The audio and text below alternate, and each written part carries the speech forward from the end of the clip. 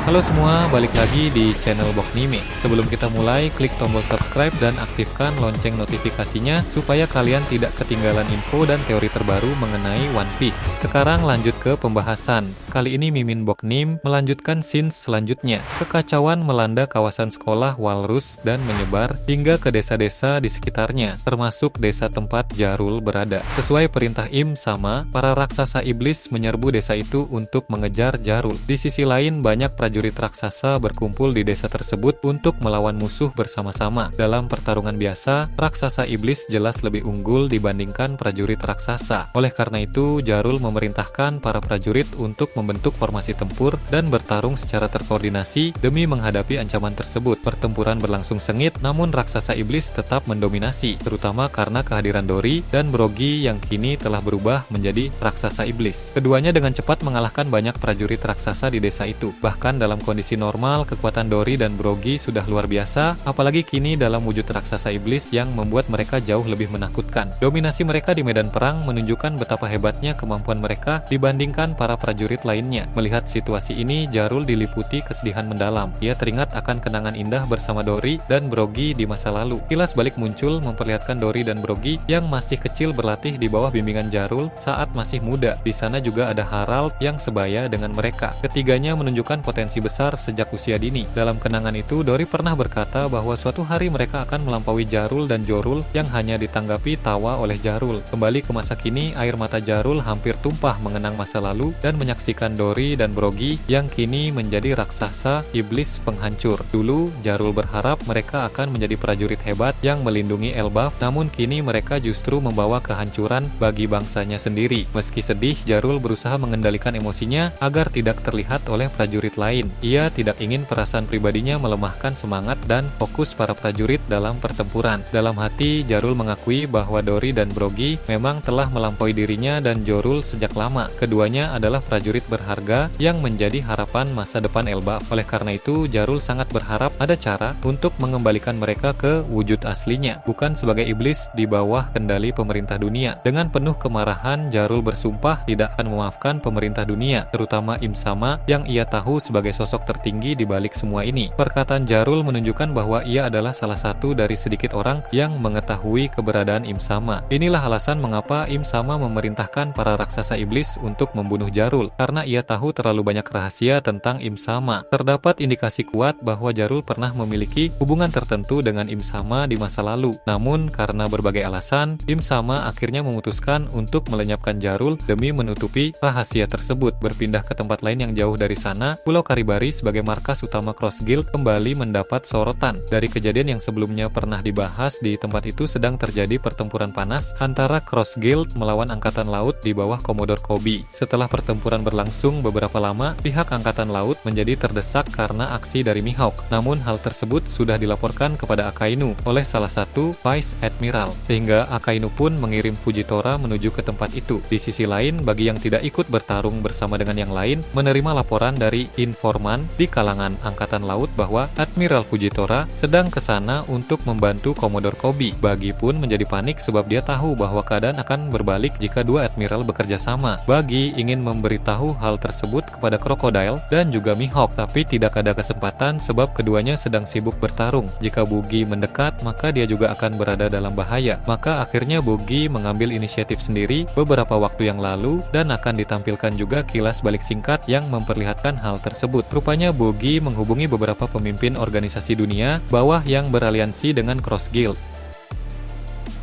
Kemudian Buggy meminta mereka semua untuk melacak keberadaan Fujitora dan mengepungnya sebelum tiba di Pulau Karibari. Melacak keberadaan orang dan melakukan pengepungan tentu sangat mungkin dilakukan oleh organisasi dunia bawah itu. Namun Buggy mengingatkan mereka agar melakukannya dengan sangat hati-hati dan juga mengerahkan pasukan yang sangat besar. Sebab sebagai seorang admiral, Fujitora memiliki kekuatan yang sangat menakutkan. Para pemimpin organisasi dunia bawah itu pun tampak bersemangat karena mereka mendapat kesempatan untuk mengepung seorang admiral. Semuanya segera bergerak dari tempat masing-masing dan saling berkoordinasi agar pengepungan bisa dilakukan secara serentak. Kembali ke masa kini, Buggy bertanya-tanya apakah para pemimpin organisasi dunia bawah itu telah mengepung Fujitora atau belum. Sebab sudah cukup lama waktu berlalu semenjak Buggy memberi kabar kepada mereka semua. Dia khawatir jika mereka sampai gagal dan Fujitora akan segera tiba di Pulau Karibari. Beralih ke lokasi Fujitora di lautan, dia telah dikepung oleh kapal-kapal organisasi dunia bawah itu. Fujitora hanya membawa 3 kapal saja dalam armadanya, sedangkan kapal-kapal musuh jauh lebih banyak. Mereka benar-benar mengerahkan kekuatan penuh karena paham bahwa lawannya adalah seorang admiral. Pertempuran antar kapal pun terjadi di tempat itu, di mana meriam dari kapal masing-masing mulai saling tembak. Tak lama kemudian Fujitora mulai beraksi. Dia memanggil meteor dan satu kapal musuh pun seketika langsung hancur. Melihat itu membuat para pemimpin organisasi dunia bawah segera naik ke kapal Fujitora untuk melawannya secara langsung dan mencegah supaya dia tidak memanggil meteor lagi. Dalam pertempuran kapal di lautan seperti ini, Fujitora memang sangat diuntungkan karena dengan kekuatan gravitasi dia bisa memperakandakan banyak kapal dengan sangat mudah. Bahkan hanya dengan satu kali memanggil meteor saja, satu kapal musuh seketika langsung hancur, serta orang-orang di dalamnya pun langsung terluka parah dan juga tenggelam. Di sana Fujitora langsung memerintahkan para anak buahnya untuk segera mundur. Dia berniat menghadapi sendiri saja para pemimpin organisasi dunia bawah itu, sebab Fujitora ingin para anak buahnya itu tetap dalam keadaan sehat dan tidak kelelahan. Mengingat di Pulau Karibari nanti rencananya mereka semua pun akan bertarung habis-habisan. Jadi para anak buahnya tidak boleh menghabiskan banyak energi atau terluka parah dalam pertempuran di lautan ini. Fujitora pun segera mengambil ancang-ancang untuk bertarung dan memasang ekspresi serius yang sangat intimidatif yang menandakan bahwa dia siap untuk segera membantai para musuh di sana. Dia juga mendapatkan keuntungan lain dalam pertarungan di lautan ini karena fleksibilitasnya lebih unggul daripada musuh. Para musuhnya di sana harus selalu menginjakan kaki di kapal mereka, sedangkan Fujitora bisa terbang menggunakan pengendalian gravitasi. Dia tinggal memakai beberapa bongkahan kayu di kapal dan menaiki kayu itu untuk terbang. Hal itu sudah pernah kita lihat ketika dia menggunakan bongkahan tanah untuk terbang. Dengan mengendalikan gravitasi, dia bisa menerbangkan apapun. Memperlihatkan pertempuran yang panas di Pulau Karibari, Ryokugyu terlihat sudah semakin terpojok oleh Mihawk. Namun karena kemampuan hutan yang dia miliki, Ryokugyu bisa melakukan pemulihan dengan sangat baik sehingga sulit untuk ditumbangkan. Mihawk sebenarnya sudah tahu bahwa Ryokugyu sedang mengulur waktu sampai bala bantuan tiba. Mihawk menduga bala bantuan itu terkait dengan salah seorang kesatria suci dan juga admiral. Walaupun seperti itu, Mihawk yakin bahwa dia bisa menghadapi mereka sekaligus karena Mihawk diketahui memiliki teknik pedang legendaris yang belum mendapat sorotan dari Oda Sensei. Hanya saja dia bilang dalam hati bahwa dia akan terlambat datang ke Pulau Hachinosu. Beberapa waktu yang lalu, Rockstar yang merupakan salah satu anak buah Shanks memang sempat menghubungi Mihawk untuk meminta bantuan. Namun karena Mihawk saat ini sedang sibuk, maka dia terlihat akan datang terlambat. Berhubung tadi Fujitora sangat mendominasi pertempuran melawan para organisasi dunia bawah yang dikirim oleh Buggy, maka tak lama lagi Fujitora dan salah satu kesatria suci pasti akan bisa sampai di Pulau Karibari. Sehingga pertarungan Mihawk pun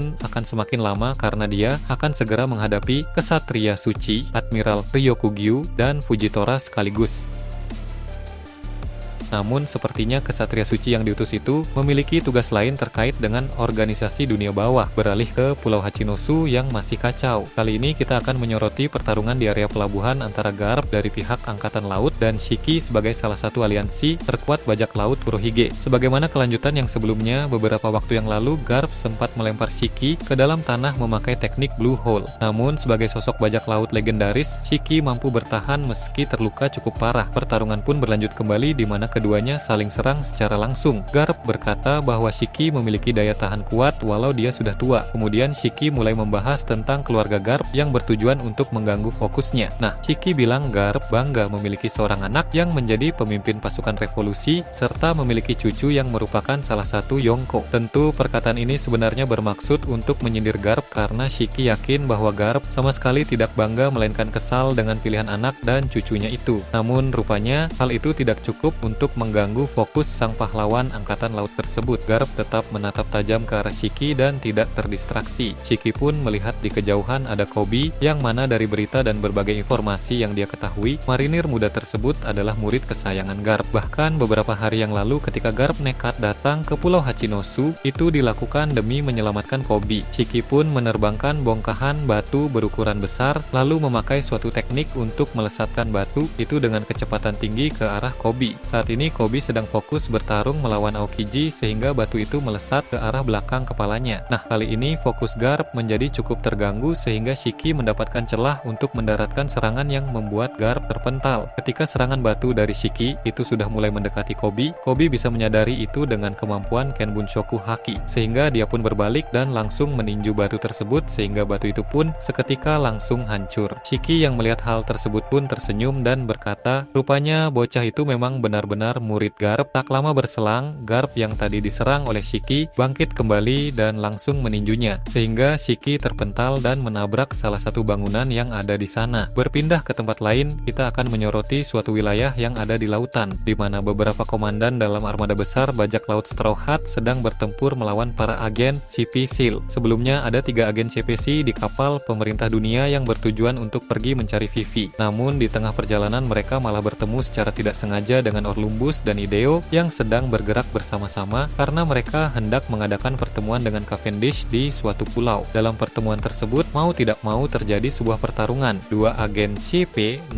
naik ke kapal Orlumbus dan bertarung melawan mereka. Sedangkan agen yang satunya lagi tetap di dalam kapal untuk melaporkan keadaan ke seniornya yang ada di Marie Joyce. Usai beres melapor, agen itu pun ingin bergabung dengan 2 rekannya tadi. Tapi kapal Cavendish tiba-tiba muncul dan mulai mendekati area pertempuran. Tanpa berlama-lama, Cavendish pun segera melompat ke atas kapal pemerintah dunia itu untuk bertarung melawan agen CP Neil yang ada di sana. Nah, sementara itu para krunya naik ke kapal Orlumbus demi membantu rekan-rekan aliansi mereka. Dalam duel Cavendish dengan agen CP0 di kapal pemerintah dunia, awalnya sang agen CP0 itu berhasil cukup unggul karena dia punya kemampuan bertarung yang lebih hebat di antara 2 agen CP0 yang lain. Namun tiba-tiba Cavendish bergerak dengan sangat cepat sehingga berhasil melukainya. Nah, diperlihatkan bahwa rupanya saat ini Cavendish sudah berubah ke dalam mode setengah Hakuba. Jadi Hakuba tidak mengambil alih kesadaran Cavendish dalam mode ini. Dia masih sadar, tapi dia bisa mengendalikan sebagian kemampuan Hakuba. Agen yang diserang tadi pun mampu bertahan dan hendak bertarung lagi. Cavendish yang melihat itu menyeringai dengan seram lalu berkata, bersiaplah untuk serangan-serangan yang jauh lebih kuat dibanding serangan sebelumnya. Jadi kini ternyata Cavendish sudah mulai bisa mengendalikan mode Hakuba miliknya. Nah, dia bisa menggunakan serangan dan kecepatan tinggi, tapi masih dalam kendali kesadarannya. Tidak seperti di Dressrosa dulu, di mana dia tidak bisa mengendalikannya sama sekali. Mau itu lawan ataupun kawan, semuanya akan dia serang. Dengan pengendalian mode Hakuba Cavendish, sekarang ini dia akan bisa bertarung dengan lebih cepat dan lebih efisien, dan tentu juga aman bagi para rekan-rekannya yang lain. Cukup penasaran juga sebenarnya Hakuba itu makhluk apa? Apakah dia memang adalah kepribadian ganda milik Cavendish sejak lahir, atau malah Hakuba itu sebenarnya adalah suatu makhluk yang dulu memang hidup dan terdapat kemungkinan kalau itu adalah salah satu jiwa Cavendish yang merupakan titisan dari salah satu pendekar yang terkuat dari nenek moyang keluarga Cavendish.